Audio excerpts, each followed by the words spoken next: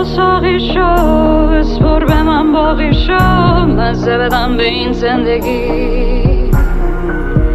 درخشش چشمام میچون،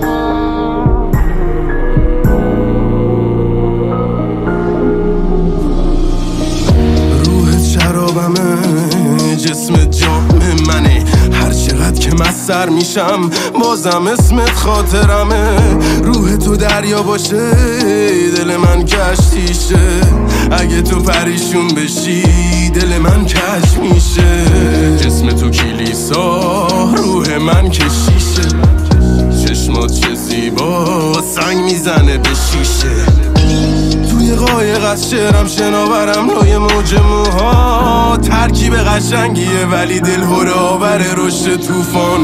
نقاشی میکشی از آدم ها خود دستاتم ها، زیبایی محضه جون میده پروازم باد. نقاشی میکشی از آدم ها خود دستاتم ها، خود دستاتم.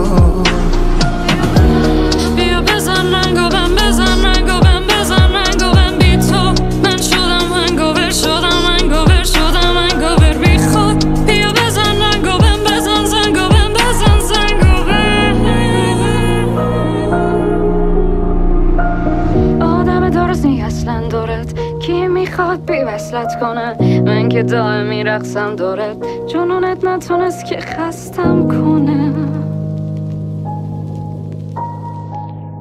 چرا نیستی اصلا خودت؟ کنارم خوابیدی نیمه های شبه، می نویسم از تو بیش هزار تنه. کاری از دستم ساخته نبود جز این که بشتم سینه شاک غمه. با تو اشتباه نظر زاده شد، با تو حس ماورام. وجودت رئال نیست که بد میبینه چشم آدم ها. نباشی چشمه ها سرابه، نقاشیمو نصف کار نزار.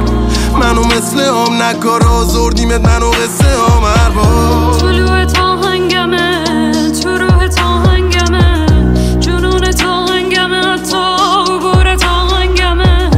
آهنگمه نگاهت، آهنگمه صدات. قلب من از آهم بود اما آهنگر چشات. روحمو شمشیرش کن، به قلبت نزدیکش کن.